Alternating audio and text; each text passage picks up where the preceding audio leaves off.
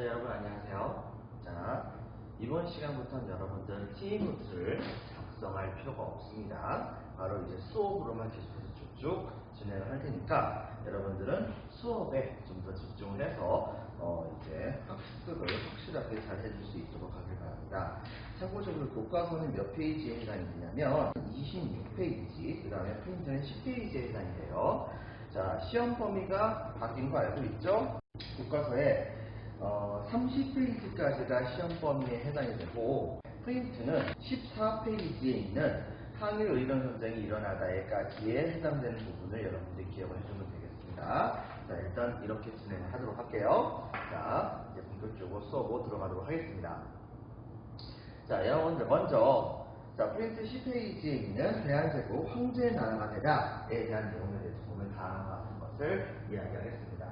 자, 지난 시간에 선생님은 바로 아간파천이 어떻게 일어났었는가에 대해서 얘기했었죠. 결과적으로 일본은 조선을 집어삼키려고 하는 이 야욕을 결과적으로는 다시 삼킬 수밖에 없는 상황이 됩니다. 그리고 고종은 거기에서 계속해서 1년 동안 거의 살면서 러시아의 보호를 받으면서 국가를 통치해 나가는 모습을 보여주게 됐던 것이죠.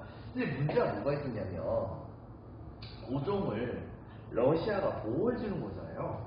이렇게 하다 보니까 러시아가 고종을 보호해주는 대가로서 바로 많은 이권 같은 것을 가져가는 측면이 있었었죠. 울릉도에 살림 체벌권이 하는 것 같은 것들이 여기에 포함이 됩니다.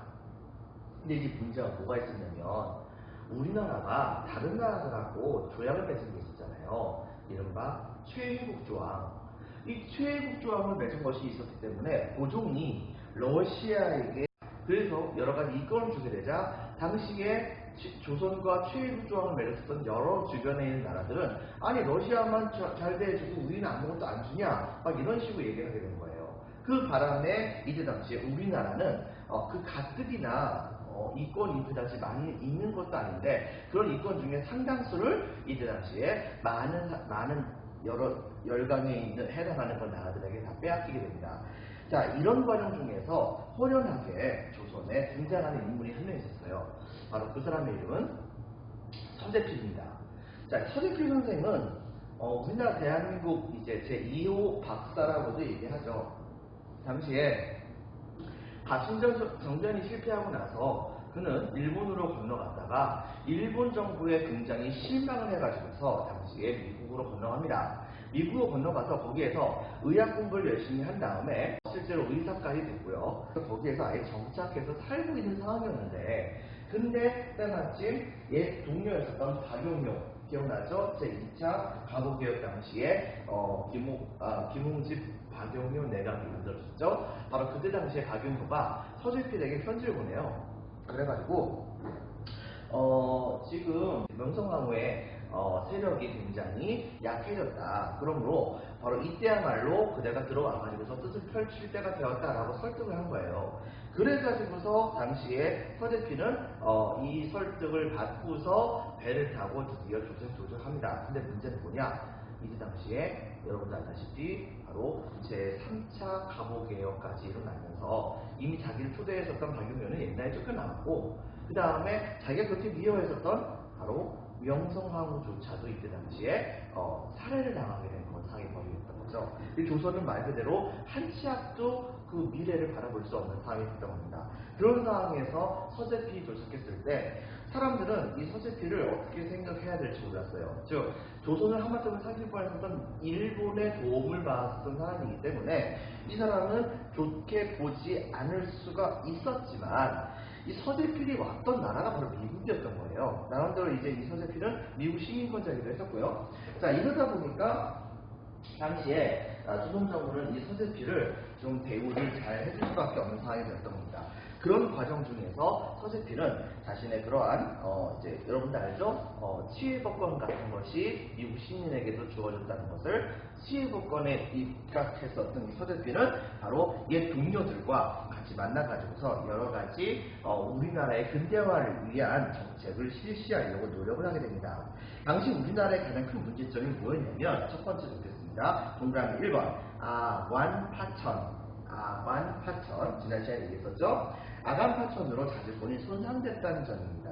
두 번째는 동감 2번. 열강의 경제 침탈이 굉장히 심각했다는 거죠. 바로 철도와 광산과 산림 등의 이권들이 계속해서 뺏겼던 겁니다. 순정희 선생님이 얘기했다시피 퇴국조항으로 인해 가지고서 많이 뺏겼다는 것을 우리가 찾아볼 수가 있겠습니다. 자, 이런 상황에서 동감 2번. 자, 독립협회의 설립이 있게 됩니다. 즉, 미국에서 귀국한 소재필은 자신과 자신의 동지들이었던 김옥균, 박용렬 이런 사람들이 가신정변을 실패하고 지금까지 조선의 근대화를 제대로 이뤄내지 못했던 이유가 바로 무엇인가 곰곰이 생각을 해봤는데 그것은 바로 무엇이냐? 이 땅에 민주주의가 없기 때문이다라고 생각을 했던 거예요. 거기다 또 한 가지, 백성들은 민주주의와 그 다음에 근대화에 대한 바로 개념 자체가 별로 없었기 때문에 그렇기 때문에 이 근대화를 시행하는 것을 되게 적대시했다고 생각을 했던 겁니다. 그래가지고서 바로 이 백성들에게 조선의 근대화를 위한 여러 가지 조치를 취하기 위해서는 근대 문물을 수용해야 한다라고 하는 일종의 소식을 알려주는 이제 신문을 만들게 되었던 것입니다. 그게 바로 독립신문이라고 하는 신문이에요. 동감 1번. 소재필이 독립신문이라고 하는 신문사를 설립합니다. 그리고 나서 이 신문사는 국가가 아닌 소재필이 민간인이니까 민간인이 만들었던 신문사 중에서 최초의 신문사입니다. 이것은 영문판도 만들고 그 다음에 한글판도 만들었어요. 한글판도. 왜냐? 한글판을 만들어야지 백성들이 많이 듣잖아요. 처음에 이것을 딱 만들어가지고 사람들에게 판매를 했을 때 많은 사람들은 이 독립신문을 되게 안 좋아했어요. 왜냐하면 개화파지 신문이었던 서재필이 이제 만든 그런 신문이었기 때문에. 근데 거기에 너무 신기한 얘기가 많이 들어가 있는 겁니다. 이렇게 되다 보니까 처음에는 이것을 되게 안 좋아했었던 조선의 보수적인 그 민심들은 시간이 흘러가면서 하루라도 신문에 쓰여져 있는 글 같은 것을 보지 못하게 된다고 한다면 눈에 가시가 난다라고 얘기를 할 정도로, 그 정도로 이때 당시에 이 독립신문을 되게 많이 보게 됐던 거예요. 그리고 이 독립신문에서는 말 그대로 세계 각국의 여러 개의 굉장히 많은 바로 문물이라든가 근대화의 방법이라든가 이런 것들을 많이 소개시켜주는 그런 측면이 있었다는 것을 우리가 찾아볼 수가 있습니다.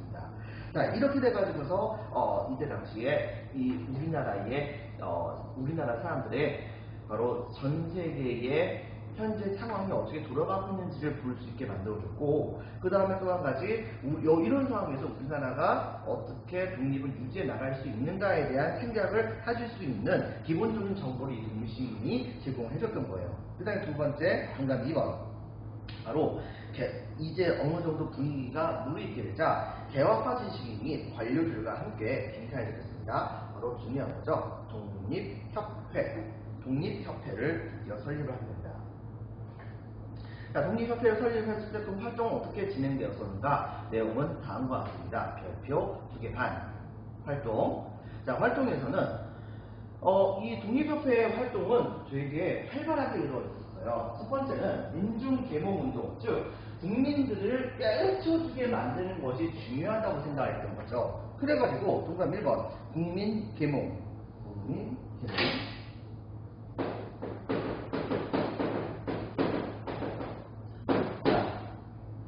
무지몽매한 상태에서부터 많은 가르침을 줘가지고서 국민들을 깨어나게 만든다는 것이 중요하다고 생각을 했고, 동감 2번 바로 근대적인 정치 의식을 고취시키기 위해서 여러 차례에 걸쳐가지고서 우리가 왜 독립을 해야 하는지, 우리가 왜 근대 문물을 수용해야 되는지 이런 거에 대한 그런 것과 관련된 각종 강연회라든가 토론회 같은 것이 이때 당시에 개최를 하게 됩니다.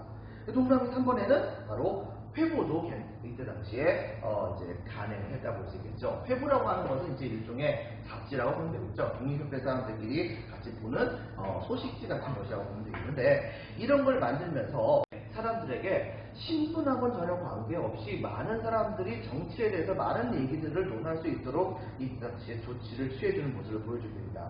그리고 두 번째는 자주 독립운동을 이때 당시에 펼치게 됩니다. 즉, 동감 1번 독립문을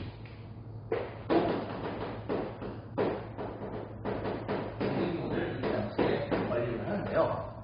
즉 우리나라에는 조선시대 때 바로 중국에서부터 들어온 사신을 맞이하는 영혼문이라고 하는 그런 이제 문이 있었어요. 근데 문제는 뭐냐? 이 영혼문이라고 하는 것은 결과적으로는 조선이 삼국이었었던 청나라의 사신을 맞이하기 위한 문이었기 때문에 자대적인 생각을 갖추고 있는 것이고 우리나라가 청나라에 소속되어 있다라고 하는 것을 보여주는 것에 해당되는 것이 아니겠는가라고 생각했던 측면이 있었던 거예요. 그렇기 때문에 이때 당시에 그런 의식에서부터 탈피하자는 의미에서 당시에 많은 사람들에게 돈을 모금을 해가지고 실제로 프랑스의 개성문이죠. 이것을 본따 가지고서 프린트 10페이지에 나와 있는 사진처럼 독립문이라고 하는 문을 만듭니다. 그래가지고서 조선 사람들이 독립에 대해서 얼마나 지금 많은 것을 생각하고 있는가를 이제 문을 건립을 함으로써 그 의지를 보여줬다 볼 수 있겠고, 그 다음에 그 옆에다가 독립관이라고 하는 건물을 이때 당시에 만들었습니다. 그리고 동그라미 2번 만민공동회.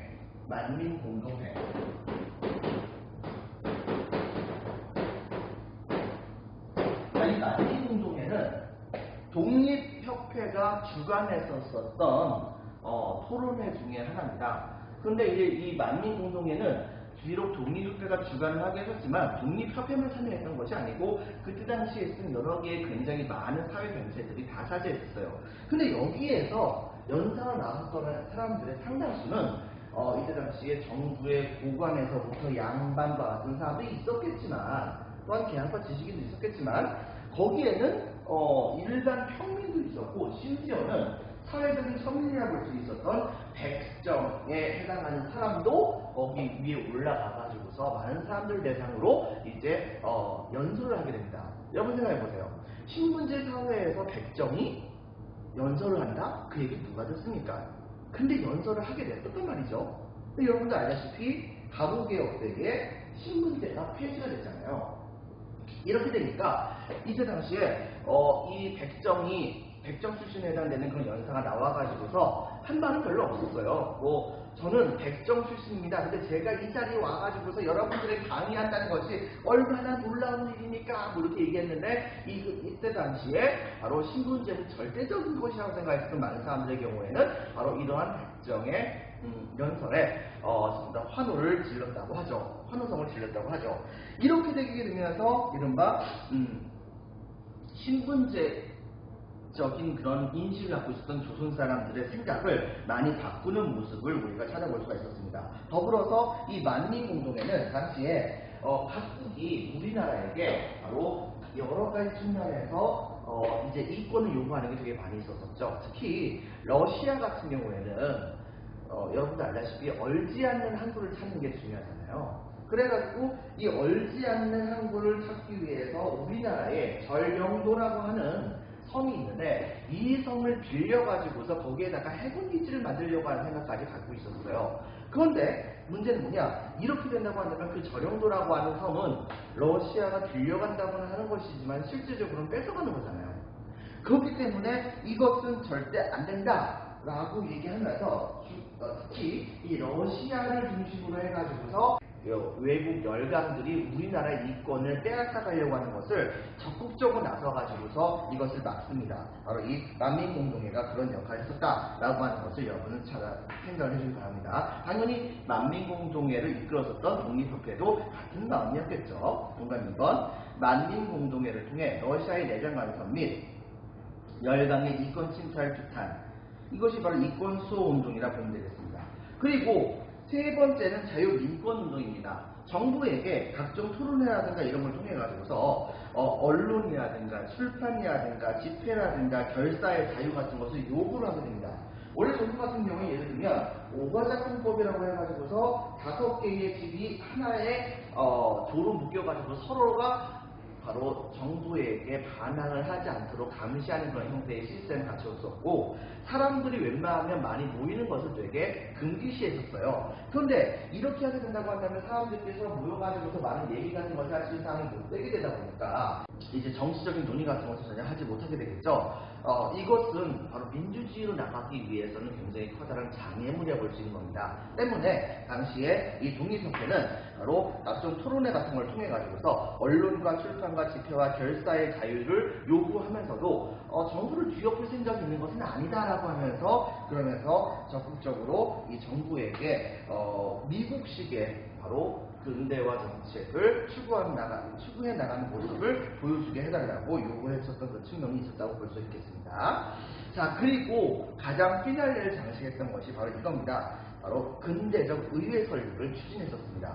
먼저 처음에는 만민공동회에서 시작을 했어요. 근데 얘기하다가 나중에는 바로 정부 쪽에 이 서재필하고 또 친한 사람들이 되게 많이 있었으니까 바로 이 서재필과 같이 연계해가지고서 논의를 하다가 우리나라가 이 정부 쪽인 관료들이 논의를 하다가 우리나라가 왜 이렇게 약한가 이런 걸 한번 따져봤더니 바로 다른 나라들의 경우에는 왕이 있는 나라가 있고 왕이 없는 나라들이 있는데 왕이 있는 나라든 왕이 없는 나라든 간에 전부 다 하나같이 바로 국민들의 의견을 적극적으로 수용해주고 그들의 의견을 대표해서 이제 말을 해주는 의회라고 하는 것이 있다는 것을 이제 이 우리나라 사람들에게 서재필이 이제 많이 알려줬다 볼 수 있겠죠. 때문에 당시에 국가도 혼자서 모든 일을 다 할 수 있는 것은 아니므로 개화파 계열에 해당되는 그런 사람들이 전부 다 모여가지고서 이 서재필과 그 다음에 독립협회 사람들과 같이 합쳐가지고 이제 이른바 관민공동회라고 하는 것을 열었었는데 정부 측을 대표하는 관리들과 그 다음에 독립협회 사람들과 그 다음에 바로 일반 백성들이 한 자리에 모여가지고서 그래가지고 이제 열띤 토론을 벌이게 됩니다. 우리나라의 근대화를 위한. 그리고 거기에서 결론 난 것이 바로 뭐냐? 의회를 만들자는 것이었어요. 때문에 이때 당시에 이 관민공동회에 관리가 참여를 했다는 것은 정부도 여기에 대해서 관심을 갖고 있었다는 얘기 아니겠습니까? 여러분들 결과적으로 어떻게 보시냐면 당시 상황은 이랬었어요. 여러분들 고종은 이 독립협회의 활동으로 인해 가지고서 좀 자신감을 갖게 됩니다.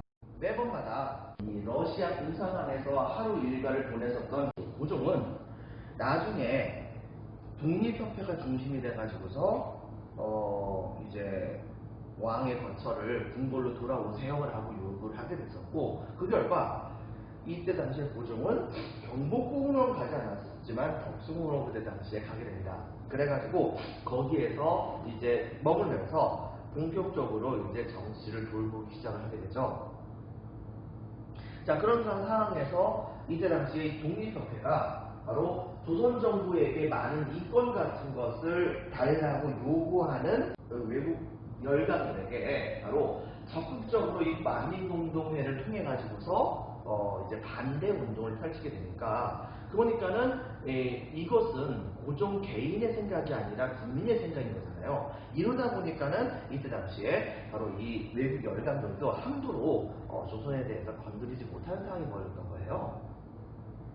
자, 이렇게 되다 보니까는 바로 이런 상황을 잘 이용해 먹는다고 한다면 국민들의 힘으로, 백성들의 힘으로 국가의 독립을 유지할 수 있을 거라고 생각했었던 고종은 바로 이 독립협회의 의견을 많이 청취를 하려고 했었죠. 그리고 독립협회는 결과적으로는 관민공동회를 통해 가지고서 정부에게 의회를 만들자라고 하는 건의안을 제출하게 됩니다. 그것이 바로 동감 1번 관민공동회를 개최, 동감 1번, 동감 2번 바로 헌의6조, 헌의6조라고 하는 것을 이 당시에 채택을 합니다. 자, 헌의6조라고 하는 것은 교과서 27페이지에 나와 있는 헌의6조 내용을 보면 되겠습니다. 바로 교과서 27페이지에 나와 있는 이 헌의6조에 여러 가지 얘기가 있는데, 근데 그 얘기들은 한마디로 무엇이냐? 지금 현재 사실상 유명무실한 관청 중에 하나인 중추원이라고 하는 관청을 의회로 이것을 바꿔가지고 그래가지고서 우리나라를 입헌군주국에 해당하는 그런 국가의 모습을 갖추도록 해달라라고 이제 건의문을 제출한 것이라 볼 수 있겠어요. 물론 실제적으로는 이제 거기에 의회라고 볼 수 있는 중수원에 참여하는 건 사람들은 상당수가 이제 그 뭐라고 할까, 국민들의 그런 대표라기보다는 주로 반 정도는 관료되고 반 정도는 독립협회 회원에 해당되는 사람들이라고 볼 수 있겠지만, 어쨌든 간에 바로 이런 형태의 의회의 모습이라도 갖추려고 했다는 것은 굉장히 커다란 의미가 있는 것입니다. 자, 그렇게 해가지고서, 자, 중간 2번, 헌의 6조를 채택하여 의회 설립을 결정하게 되었고, 이것을 딱 내밀었을 때 고종은 이 부분에 대해서 허락을 했습니다. 그래서 조선에서는 의회가 설립체를 쭈어났죠. 그런데 문제가 있습니다. 국민들이 나서가지고서 무엇인가를 하는 것에 대해서 그다지 좋지 않게 생각했던 일부 보수주의자들은 당시 고종에게 귓속말로 살짝 뭔가 얘기해요. 그게 바로 무엇이냐? 전하, 지금 현재 독립협회가 입헌군주국가를 만든다고 얘기하셨지만 터집을 제가 어디서 왔습니까? 미국에서 왔잖아요. 여러분, 미국에 대통령이 있죠. 왕이 있는 게 아니잖아요. 그리고 또 한 가지, 이 독립협회가 추구하는 방식은 입헌군주국이라기보다는 공화국에 가까운 것입니다. 공화국은 미국도 지금 현재 우리나라도 공화국에 해당되는 거죠. 여러분들, 이 공화국은 왕이 없고 대통령의 국가를 통치하는 그런 형태의 국가의 시스템이라고 보면 되겠습니다.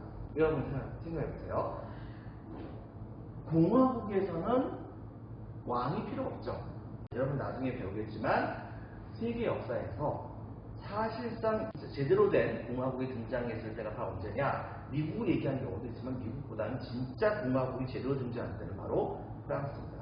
여러분들, 프랑스의 루이 16세는 프랑스 대혁명으로 인해 가지고서 목이 잘리게 됐고, 그 다음에 공화국이 전 세계에서 유럽에서 최초로 등장하게 되죠. 사실상 최초로 등장하게 되죠.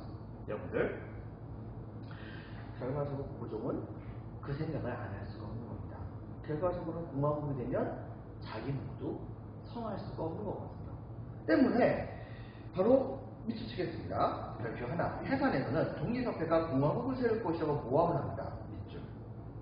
그리고 또 한 가지, 대의 정치, 즉 국민들의 의견을 대신해 가지고서 국회의원들이 의회에서 정치를 논하는 것은 국왕의 바로 정치를 하고자 하는 그 의욕을 마음대로 견제하는 모습을 보여주지 않을까 생각했던 고종은 바로 이 의회 정치에 대해서 본격적으로 이제 의심이 들기 시작하게 됩니다. 그래가지고서 결과를 어떻게 벌어졌느냐? 고종은 바로 이 헌의 6조를 채택을 해가지고 제출했었던 이 관민공동회와 독립협회, 자, 이들에게 헌의 6조를 채택하겠다라고 딱 얘기한 다음에 바로 그 다음날 갑작스럽게 군대를 동원해가지고서 이 독립협회에 해당하는 그런 사람들을 체포하게 됩니다.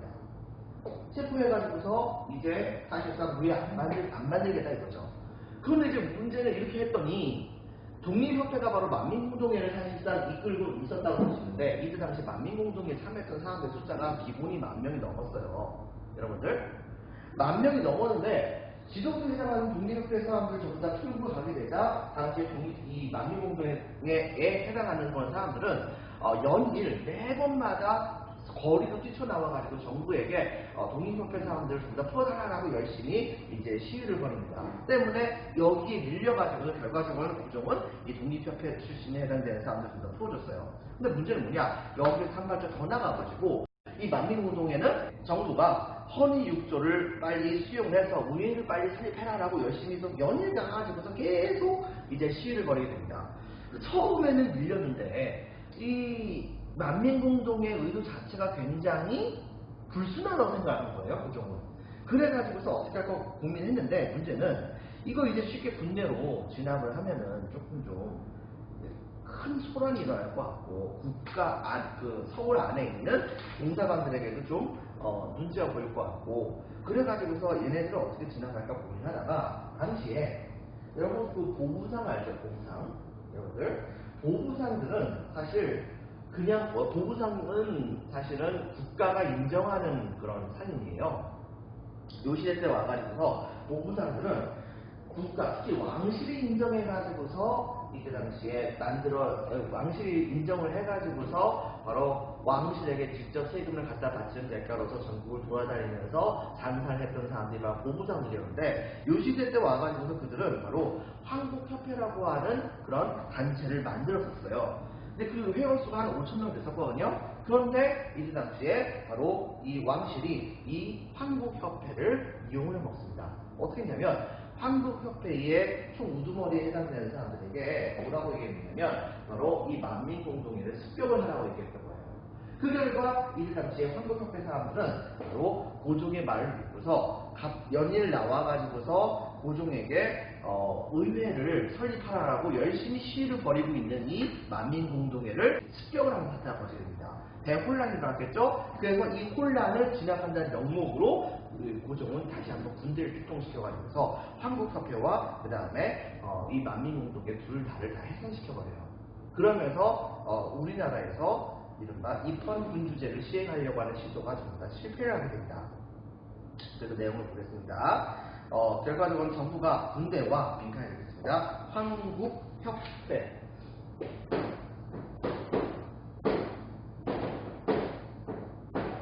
이런 점을 여러분이 반드시 기억을 해주기 바랍니다. 자, 교과서 프린트 11페이지, 교과서는 27페이지에 해당이 됩니다. 자, 2번 대한제국을 수립하고 개혁을 추진하다에 대한 내용에 대해서 보면 다음과 같은 것을 볼 수가 있겠습니다. 1번 대한제국의 성립. 자, 먼저 러시아 적어주세요. 러시아의 내정 간섭에 반발을 해가지고서 이 독립협회뿐만이 아니고 주변에 있는 모든 사람들, 심지어는 보수적인 유대인들조차도 고종에게 러시아 공산화는 살지 말고 궁궐로 다시 돌아오라고 요청을 계속해서 했었어요. 때문에 이 고종의 환궁 요구가 증가하게 되었고, 여기에 결과적으로 밀려가지고서 고종은 경운궁, 즉 현재의 덕수궁으로 환궁을 하게 됩니다. 정답 1번. 문제는 뭐냐면, 우리나라가 있으면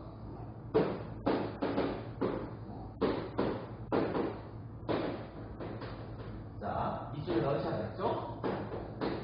청나라 이제 완전 이 당시에 허수아야 됩니다. 자, 이쪽에는 일본이 있습니다. 그런데 당시에 조선은 어떻게 하다 보니까 러시아하고 일본의 그 알력 속에서 힘의 공백지대에 위치한 그런 상황이 되게 됩니다. 여러분들 무슨 말이냐면, 삼국 간섭으로 인해 가지고서 당시에 일본은 조선에서 물러날 수밖에 없었죠. 심지어 이제 아건 파천을 통해 가지고서 조선은 러시아의 영향하에 있다고도 얘기할 수 있는 상황이었던 거예요. 그렇긴 한데 의외로 러시아가 생각보다 조선에 대해서 좀 관심이 없었어요. 여러분들 사실 러시아 관심이 있었던 데는 바로 이 로만들었다고 얘기를 하는데, 문제는 뭐냐면 당시에 일본은 조선은 그러면 일본이 먹을 테니까 만주 이제 러시아가 먹어라 뭐 이렇게 얘기했지만, 당시에 러시아는 이것을 그 당시 좋아하지 않았었죠. 여러분들, 자, 이렇기 때문에 결과적으로는 러시아가 무서워서 이때 당시에 일본은 조선으로 진출을 제대로 하지 못한 상황이었었고, 러시아는 조선에 별로 관심이 없었고, 그렇게 하다 보니까 이때 당시에 조선의 경우에는 바로 일본과 러시아의 사이에서 양쪽의 세력이 들어오긴 하는데 서로 이 조선을 차지하지 않으려고 하는 그런 상황이 되게 됐던 거예요. 바로 이렇게 하다 보니까 자연스럽게 조선의 경우 이런 힘의 공백을 이용해 가지고서 나름대로 내 마음대로 이른바 정책을 시행할 수 있는 여유가 좀 생기게 된 겁니다. 여러분들, 근데 거기다 플러스 독립협회와 같은 단체가 나서가지고서 열강의 바로 이제 이권 침탈마저 열심히 막아주고 있죠. 이렇게 되다 보니까 대한제국은 드디어 이제 정신 차리고서 몸을 수술일 수 있는 그런 이제 상황이 오게 된 거라 볼 수 있겠죠. 때문에 이때 당시에 고종은 바로 이런 힘의 공백, 외교관계에서의 힘의 공백을 이용해가지고서 동감 1번 경운궁, 덕수궁으로 환궁하고, 동감 2번 바로 나라를 아예 이제는 중국과 대등한 바로 황제 국가로 스스로 즉위하겠다고 얘기하게 됩니다. 국호는 대한제국. 그 다음에 연호를 이때 당시에 만들었어요. 그게 바로 뭐냐면 광무. 이 광무라고 하는 연호는 다시 한번 기억을 해줘야 될 것이에요. 자, 광무라고 하고 고종은 이때 당시에 스스로 황제를 칭합니다. 그리고 어쨌든 간에 우리나라가 근대화를 해야지 살아남을 수 있을 거 아니에요. 그래가지고서 연호를 광무로 썼을 때 시행했었던 개혁이다 라고 해서 광무개혁이라고 얘기를 하죠. 별표 2개. 광무개혁의 실시를 보면 다음과 같습니다. 먼저 원칙은 빈칸에 적겠습니다. 바로 구본신창. 자, 딱 봐도 무슨 뜻인지 알겠죠?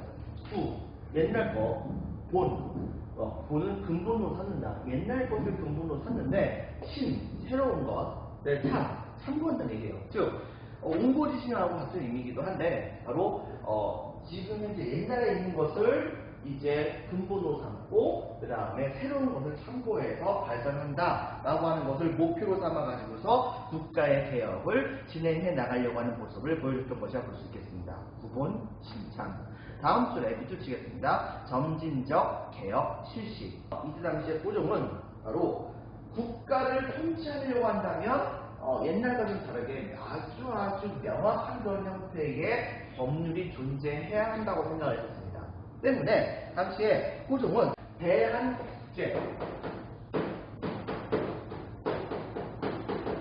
대한국제라고 하는 바로 일종의 헌법을 만들게 돼요. 여러분들, 대한국제라고 하는 헌법을 만들고서 이거에 따라서 국가를 나름대로 통치해 나가겠다라고 선포를 하게 됐던 거죠.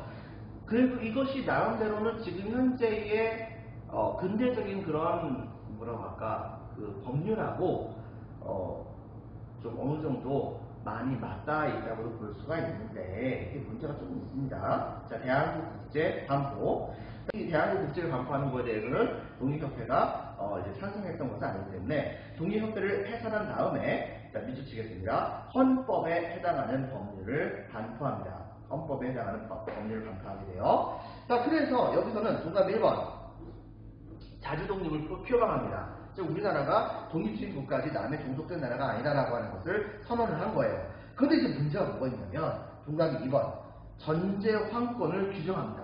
전제황권, 즉 황권은 황제의 권력이라는 뜻이고 전제라고 하는 것은 무엇이냐? 모든 것을 전부 다 이 황제가 제어한다는 얘기예요. 즉 국가의 가장 중요한 군통수권과 입법과 사법과 행정과 외교권 전부 다 황제가 다 하는 거예요. 여러분들, 결과적으로는 이것은 옛날에 왕조하고 크게 다를 바는 없잖아요. 그런데 고종은 그것에 욕심이 많았다고 얘기를 해야 될까? 결과적으로는 여러분들 그 시대 때의 트렌드를 볼 수 있었던 입법부와 사법부와 행정부가 나눠지는 그런 형태의 근대적인 국가의 시스템을 따라가는 것이 아니라 옛날 방식의 국가의 시스템을 구축해서 그거에 따라서 국가를 개혁해 나가려고 하는 모습을 보여줬던 것입니다. 자, 그래가지고서 전제황권 규정, 황제가 군통수권, 입법, 사법, 행정, 외교권을 전부 다 보유하는 그런 시스템을 구축을 하게 됩니다. 두 번째는 지금까지 조선이 매번마다 보면은 북한하면 일본한테 궁궐 점령당하고 청나라한테 궁궐 점령당하고 하는 순번을 많이 당했잖아요. 이게 그랬던 이유가 무엇이냐? 조선에 군대다운 군대가 없었던 이유 때문에 그렇다고 볼 수가 있는 것이에요. 때문에 고종 황제는 우리나라의 군대의 힘을 키워야지 외적들이 우리나라를 함부로 까니보지 않겠구나 생각을 해가지고서 직접적으로 군대를 키우게 됩니다. 먼저 별표 하나 씁니다. 군사에서는 중앙에다 중앙박스 12대라고 하는 나름대로 군대식의 군대를 만듭니다. 그리고 지방에다가 지방박스 진위대라고 하는 군대를 증강시켜가지고서 그래서 전국을 장악을 하게 한 다음에 정답 2번 황제가 그들에게 직접적으로 명령을 내릴 수 있도록 하는 빈칸이 되겠습니다. 원수부, 최고 군 통수권자를 보통 원수라고, 국가 원수 할 때 그 원수를 말하는 겁니다. 바로 이 원수부를 만든 다음에 원수부의 원수부를 황제가 직접 장악을 합니다. 그렇게 하고서 이걸 통해 가지고서 각 지역에 있는 군대들을 직접적으로 통치하는 그런 모습을 보여주게 됐던 것이에요. 자, 그렇게 한 다음에 세 번째는 무엇이냐면 경제입니다. 별표 2개. 자, 별표 2개. 자, 오른쪽 위에 나와 있는 자료를 한번 보세요. 거기 보면 근대적 토지 소유권 확립을 위해서 발행된 지계라고 하는 곳이 있죠. 여러분들, 이 지계라고 하는 것은 한마디로 무엇이냐? 토지 대장입니다.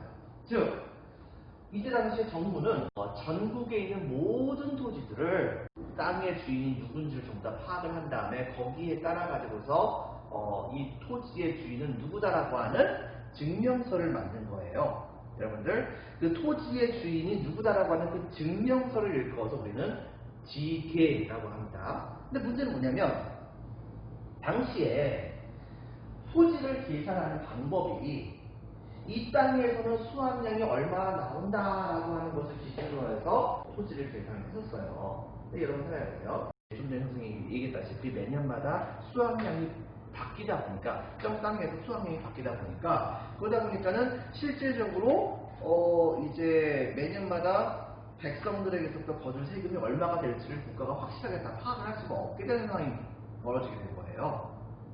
그래가지고서 이때 당시에 근대적인 그런 토지를 측량을 하는 방식을 도입을 하게 됩니다. 즉 무슨 말이냐면 토지를 수확량이 아니라 면적을 기준으로 해가지고서 이때 당시에 세금을 매긴 거예요. 지금 현재 우리가 알다시피 땅이 1000평이면 1000평이라고 하는 건 땅에서 그 곡식의 수확량이 1000가만이다 라고 한다면은 이제 비싼 값을 매기고 그 다음에 100가만이다 라고 한다면 싼 값을 매기고 하는 방식으로 즉 토지의 수확량이 아니라 바로 토지의 면적을 기준으로 해가지고서 모든 땅들을 전부 다 이제 그 계산을 했던 거죠. 이렇게 하다 보니까 옛날에 일부 이제 양반들의 경우에는 지방에 있는 아전이라든가 아니면 사또에게 뇌물 갖다 바치고 자기의 땅에서 나오는 세금 같은 것을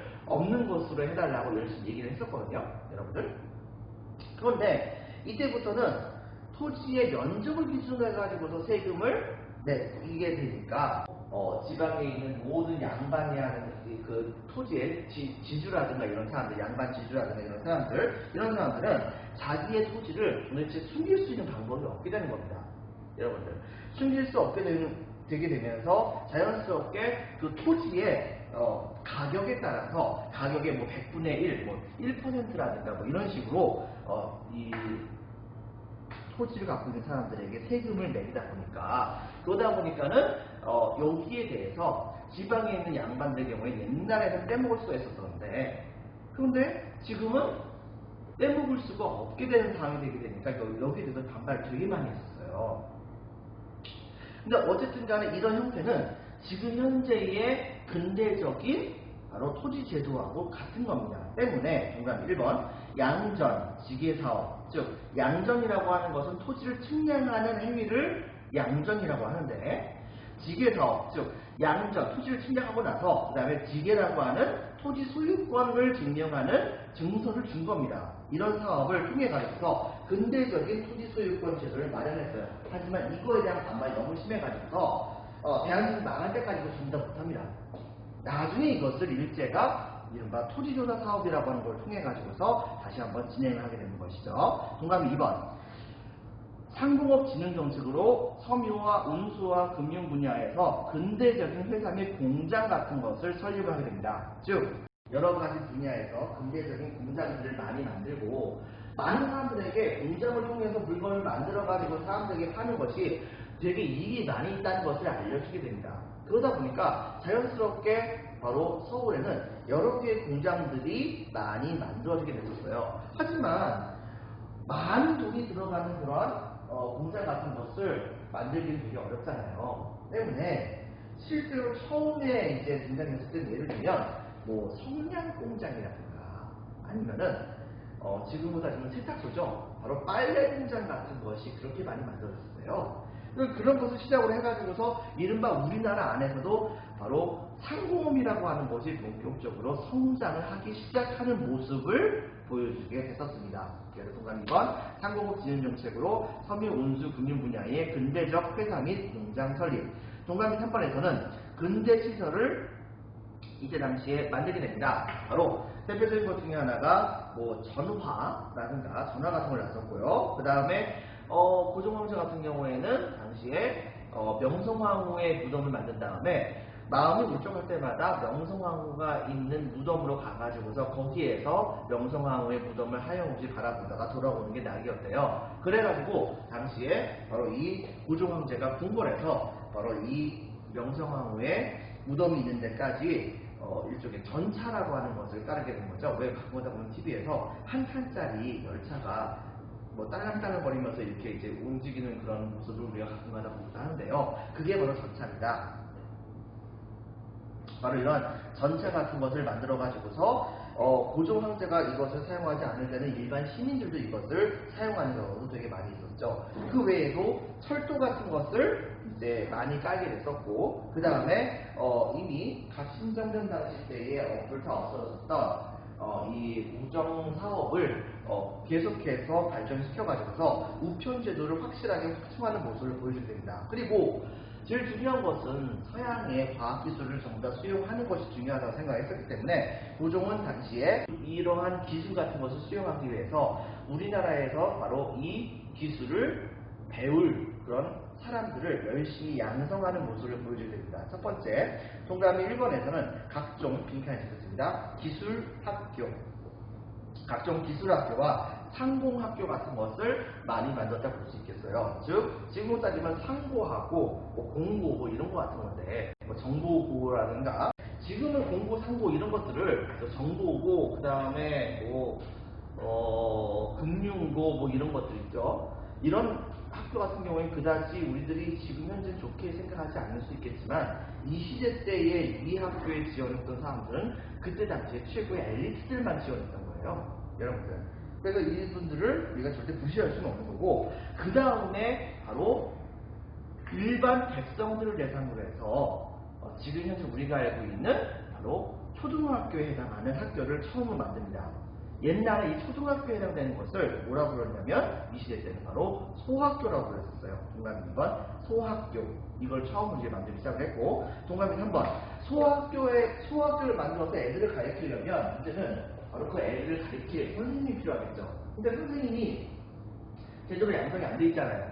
그러니까는 당시에 바로 일부 뛰어난 지식을 갖고 있는, 근대적인 지식을 갖고 있는 몇몇 사람들을 속성으로 선생님 교육을 시키게 됩니다. 이른바 사범학교를 만듭니다. 중간에 3번 사범학교를 설립해가지고서 각 지역에서 바로 이제 선생님을, 근대적인 지식을 갖고 있는 선생님들을 많이 양성하게 되었고, 동그라미 4번 각 지역에서 이때 당시에 전 세계에 있는 각 지역에다가 바로 국가가 지원을 하거나 아니면은 뭐 개인적으로 하거나 바로 유학생을 파견해가지고서 서양의 선진문물 같은 것을 배우려고 노력을 하는 모습을 보여줬어요.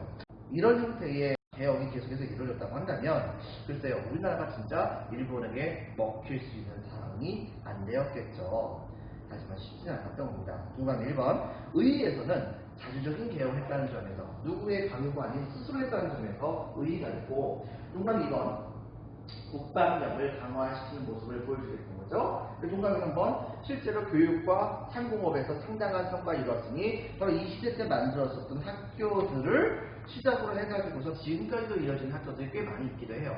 실제로 이때 당시에 선교사라든가 아니면은 생각이 있는 민족주의자라든가 이런 사람들, 그리고 국가가 중심이 돼가지고서 여러 개의 학교를 많이 만들기도 했었으니까요. 하지만 동그라미 4번 한계에서는 동그라미 1번 바로 집권층의 보수적인 성향이 너무 심했습니다. 즉 계약과 세력들이 굉장히 많이 죽게 되다 보니까 실질적으로 제대로 된 근대화를 이끌어 나갈 수 있는 사람들이 그 층이 너무 약화된 거예요. 그리고 또 한 가지, 고종 자체도 근대적인 정치 제도에 대해서 성과는 부러워했었지만 과정을 이때 당시에 좀 두려워했었던 측면이 있었던 거죠. 그러다 보니까 성과만 수용을 하려고 그러다 보니까 제대로 서양의 문물 같은 것을 수용하지 못하게 되면서, 그러면서 동그라미 1번 집권층의 보수적 성향으로 인해 가지고서 이제 확실하게 제대로 된 개혁 정책을 계속해서 유지를 하지 못하게 됩니다. 그리고 동그라미 2번 조선이 강해지면 주변에 있는 나라가 가만히 있을 리가 없겠죠. 주변에 있는 여러 개의 나라들은 계속해서 여러 가지 측면에서 간섭을 합니다.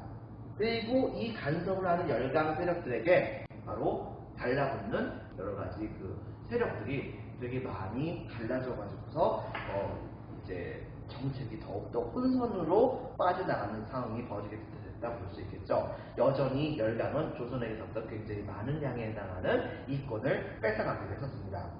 자, 둥강 2번 열강의 간섭으로 지속적인 성과는 불가능했습니다. 그래도 조금씩은 이어졌으나 결과적으로는 여러분들 알다시피 이른바 러일 전쟁이 발발하게 되면서 최종적으로 이런 모든 개혁 정책은 이제 숲으로 들어가게 되고 우리나라는 굉장히 빠른 속도로 일본의 소나기에 떨어지게 되는 상황이 벌어지게 되었다 볼 수 있겠습니다. 자, 여러분들 오늘은 여기까지 하도록 하겠습니다. 수고 많으셨습니다. 감사합니다.